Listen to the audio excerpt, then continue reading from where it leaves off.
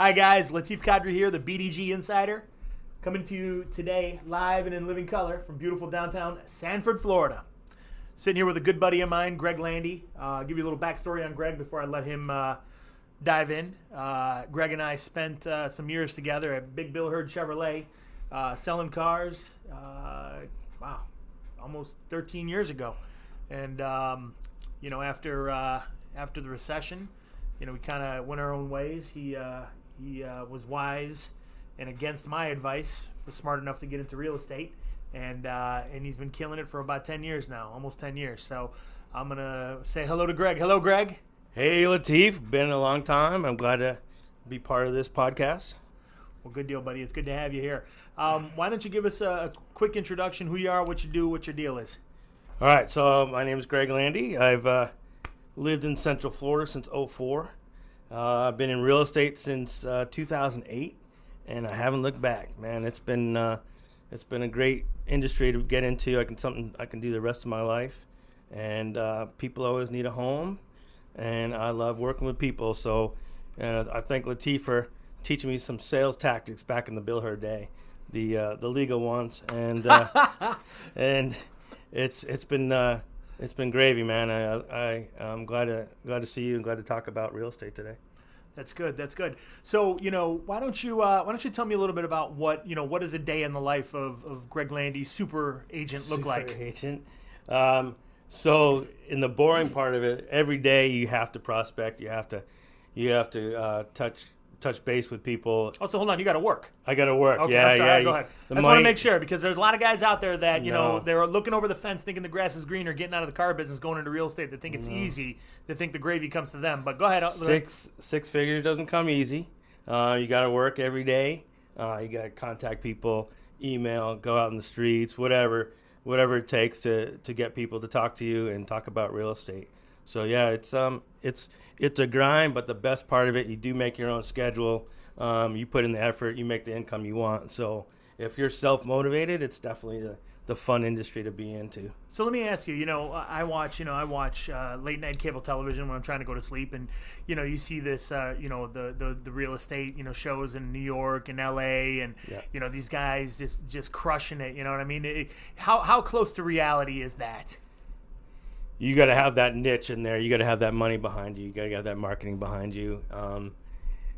I always joke about like HGTV. The people, look at 3 homes and they want this, that, and the other thing. There's no perfect home out there, and these people expect that all the time. So those reality shows, HGTV, and the high end people, Miami, New York, they have their niche. They've been doing it for years, but they got a team of people working for them. So it'd be nice to do, but in reality, a realtor really does have to work hard every day. So what does the reality look like? So if I'm Mr. and Mrs. Smith, I'm really relocating here from Oregon, what's the got a $350,000 budget, looking for kids in a good school. I mean, what's the typical number of homes this family's going to look at? So you hit the kind of the price point of Orlando, the $350, where you can buy a 1-bedroom shack in Portland, Oregon. You're going to be able to buy a 3-4 bedroom home, pool home in most of Central Florida. There's not a ton of inventory in Central Florida because people are moving here at a crazy rate, but you're going to be able to find a nice home. Even new construction is out there. So much building going out there, builders buying up land and making new communities here. So if you're moving here from another part of the country, you'll be surprised at what your money can buy. So let me ask you a question. Is there more inventory, less buyers, or flip-flop around? There's less inventory, a lot of buyers out there. There's a lot of competition on every house, every offer you make. So you have to be prepared to make your highest and best and be aggressive in the house that you want. So let me ask you, so do you find yourself selling the listing agent as hard as you do your people you're showing houses to? And how do you, so it's kind of a 2-part question. So that's number 1. So you already answered that, yes. Number 2, how do you get these people to have a sense of urgency without coming across as the typical, used car salesman in the car business? Right. Yeah. No. I mean, I'm going to use some tactics from the car sales. You have to up your customer. You have to make them see there's not that many homes out there, and there's many Mrs. Smiths and Mr. Smiths out there. So you have to be competitive right from the start. If this is the house that fits all your checks all your boxes, you got to be aggressive right from the start.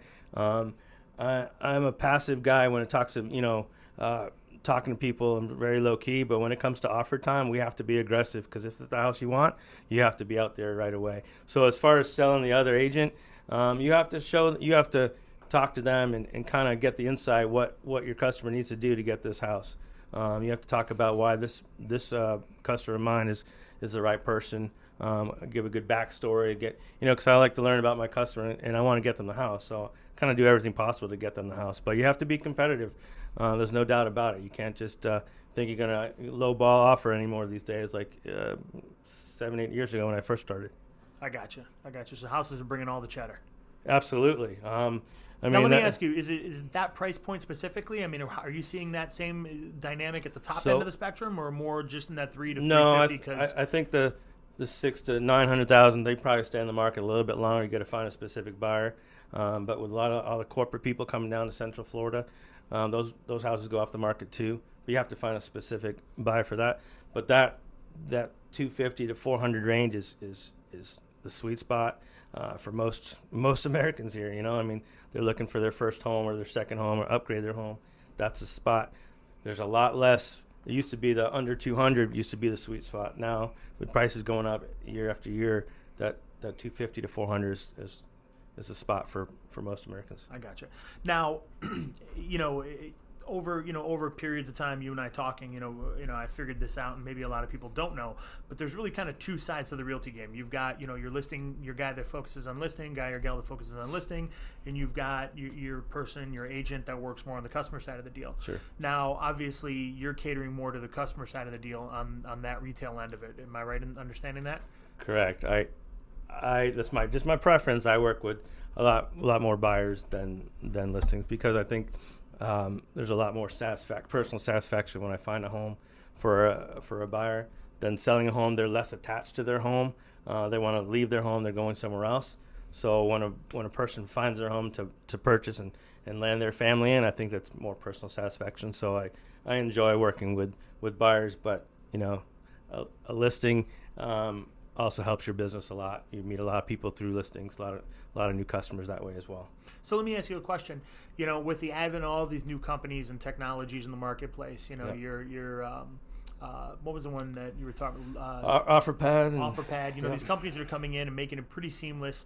To take possession of these properties, take them off the market without having to go through traditional listing channels. How do you see that shaping? That industry as far as that goes. I mean, I don't want to predict gloom and doom for listing agents, but I think once they start marketing that they're buying up these homes and they're making it easier for you to sell, it might be a little harder for inventory. For a listing agent to penetrate the market. I think they're buying up homes in Central Florida at a quick rate, and I think it's going to hurt the market a little bit as far as a listing agent. The technology, everyone wants to be on apps and websites and whatnot, so I think millennials will be going that route. So you have to adapt and go a different route. Okay. So now on the retail side, on the seller side of the deal, you working with the buyers, rather, on the buyer side of the deal.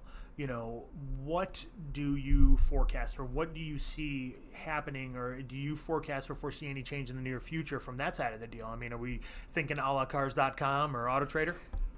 I look at it and I think that's, and I hate what it's done to the car business, by the way. I mean, it's made it really hard for someone to make a good living in the car business, like we used to.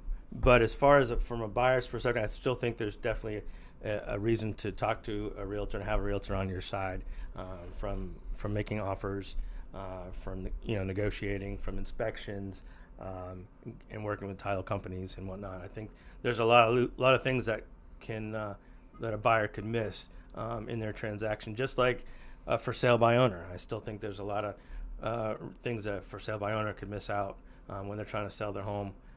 Something they don't do every day, where a realtor does this every day. So sure. I think there's a lot of things that people could miss out.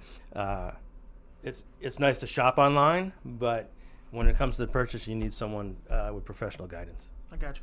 So now, again, going back to the technology, because it seems to be infiltrating every aspect of our life. Is there anything cool that you've seen that has made your life better doing what you do? Well, I work for Coldwell Banker, and Coldwell Banker is kind of pretty much a leader in technology. We have a lot of ways to get our message out there. A new program called Moxie. We can figure out to the detail where the buyers are going to be. Like if you're selling a home, where the buyers are going to be coming from based on their data, income data, where they're working, the school system. We can kind of pinpoint where their people are going to be buying in the future. So there's a lot of similar data that you get from Facebook that we use. Coldwell Banker is kind of a leader in technology in that way. Another program called CBX. You can text your listings out there just by taking a picture of the house. You can text it to all your customers at once. I mean, it's kind of a lot of neat things to get your message out there. And then, of course, they're getting into social media, AdWorks, with Facebook ads.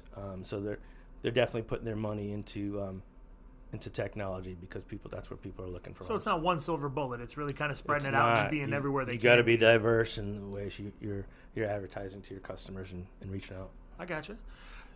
Real quick.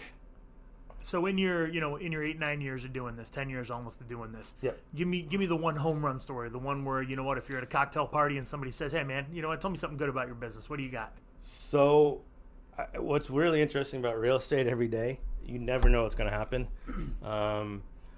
Last week I didn't know I was going to be doing this, which is kind of cool.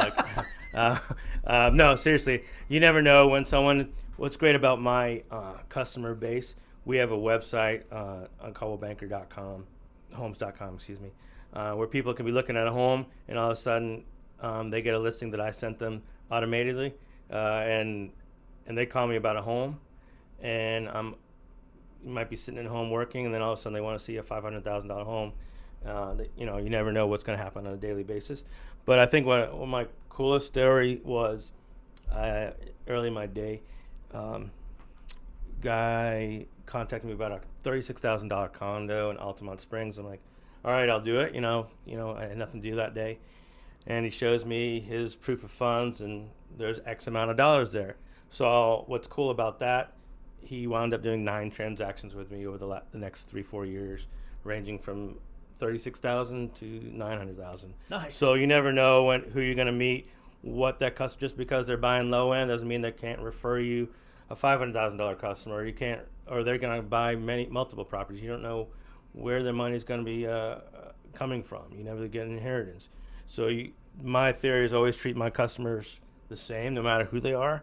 So I think that's kind of my best story is thinking, I'm just selling a $36,000 condo, but we wound up doing probably about $4 or $5 million together, which is great. And he's referred me customers, so this exponentially amount goes up there. So it's a relationship business.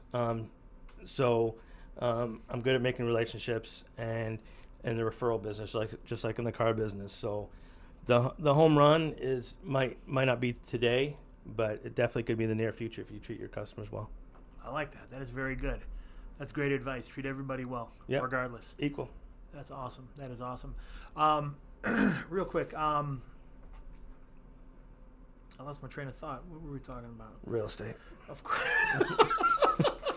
All right, smart ass. So we've got, how many realtors are there in Central Florida? What's the competition look like? I think in the latest, Orlando's Central Florida is about 9,000, maybe 10,000. Woo! How many are active in full time? Probably maybe a third of that, hopefully. But and I'm gonna, I guess, plug Coldwell Banker. I mean, you got to be at a strong company. There's a lot of training out there. There's a lot of realtors that don't know what they're doing, and that could hurt a customer's ability to buy a home or sell a home. So there's a lot of competition, but you have to do it full time to be successful. You have to be dedicated. You can't have your fingers in different areas. You have to really mean to be in the business to give the best to your customers. So there's a lot of competition, but I would say everyone can find a niche in this market. I gotcha.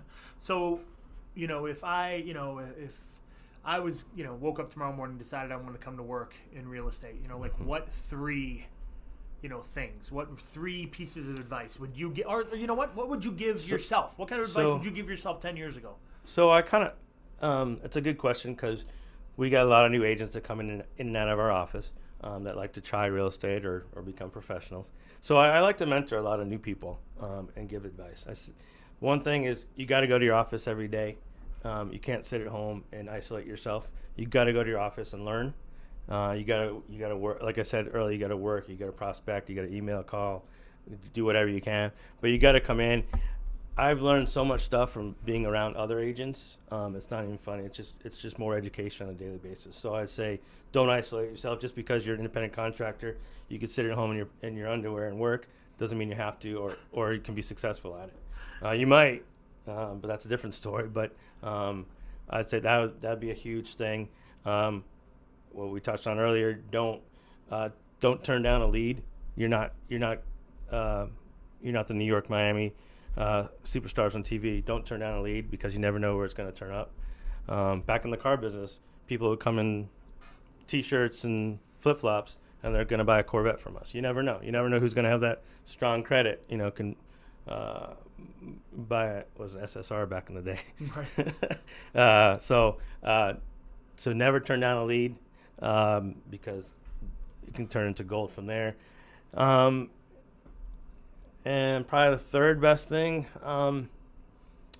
not that you can take a day off, but like you have to be consistent every month. I tell this to a lot of new people. You take a month off in real estate, you're not getting paid for 2 months. You have to be consistent every month to have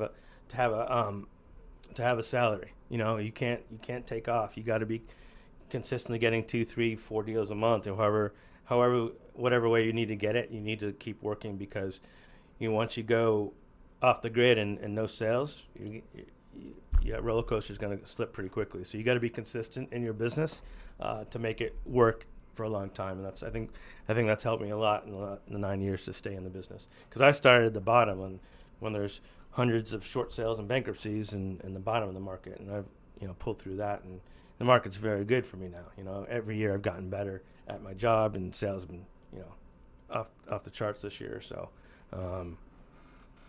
be consistent, go to work every day, and treat everyone equal.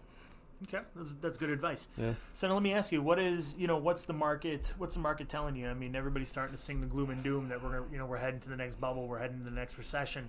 What are the experts? What are the guys in the field saying? How are they prepping, or is it all just nonsense? I think a lot of it is a little bit is nonsense. I don't want to get too political or whatnot, but I think what I always say to other agents, this is your own business. You're an individual, so just keep working on your people, working on your leads, working on your customers, and make it happen. So don't let the outside influence how you work every day. Just keep on working and give the best advice and work what you got. So I never get in that doom and gloom like I should quit tomorrow, because I think there's always people buying real estate. It's always going to be a commodity that people need and want. So I just work with my customers and let everyone else deal with their own troubles that way. Good deal. Sounds good. So this podcast, it's something that realtors need to do, because a lot of people consume video, they consume media all the time. They're on YouTube, they're on Facebook and Twitter and whatnot, Instagram. So this podcast is as important as anything for me and for you to get the word out there that that I'm out there. I'm ready to help you. So I appreciate you getting me out there today. No, I appreciate that. The key thing is in when I'm in a dealership or, I'm working with realtors or I'm working with people in furniture, the thing that we always talk about is, don't ever treat that up, any differently than you would anybody else. You know what I mean? You got to treat everybody as a visitor and as a guest in your home, treat them with respect 100% of the time, right? Absolutely. And have that consistency, because, once you get away from that consistency, that's the issue. The reason why there is success in so many environments. At the low end of the spectrum, you look at the Chick-fil-A's of the world. People post memes on Facebook that, I go to Chick-fil-A, order 23 different things, and the girl has it done in 5 minutes and, says my pleasure. Yet you go to a McDonald's and they may all look the same, but the service, could be great, or, your French fries could be burnt or stale, or the burger's missing this or that. Sure. So, that lack of consistency in process, that lack of consistency in customer service, that's the key. And then, of course, again, you got to go to work. Yeah. Too many people, think that it's easy, that these are a show-up job. You don't make big income showing up to work. You don't make big income, greeting people at Walmart, or flipping burgers at Wendy's. You make big income by, selling a product, assisting customers make a buying decision, and making everything come together. And of course, the bigger the transaction, the bigger the commish, is typically how it comes together. But those two, three things, having an attitude of, an attitude and focus to win, consistency in your process, going to work. I think those are the key points. I think really in any business, when you're dealing with the general public and you're asking them for the business. So yeah, the customer service part of it is very important.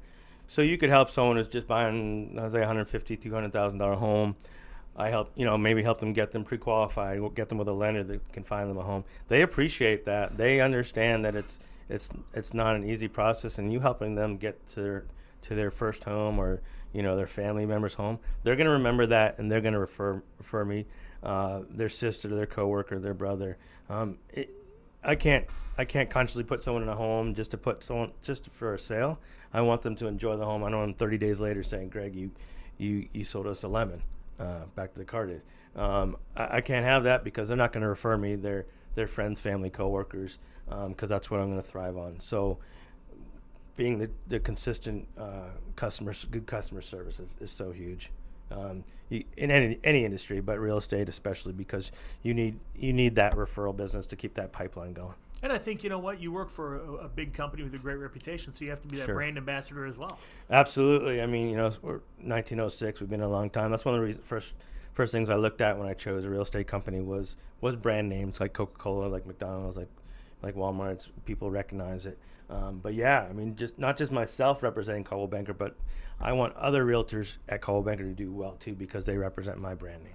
Sure, absolutely. We've all worked with that one guy that, does something, goes off the reservation, does something, and then you're out somewhere at a restaurant having dinner, and you're wearing your company's polo shirt, and somebody comes up to you and cusses you out. Right. You never want that. Yeah, like I remember when I first came to Central Florida to work at Bill Hurd Chevrolet, and it was right after they had some really bad press, and Mr. Hurd had dusted everybody at the store and brought in a whole new crew, and I came down here from Chicago, and I'm wearing my Bill Hurd Chevrolet polo shirt, and went to Albertsons over by the house to pick up some groceries after the store had closed, and there was a lady in line the checkout lady that was standing there, and the lady in line, and they're both looking at my shirt, and the lady asked me finally, she goes, "You work at Bill Hurd Chevrolet?" And I said, "Yes, ma'am, I do."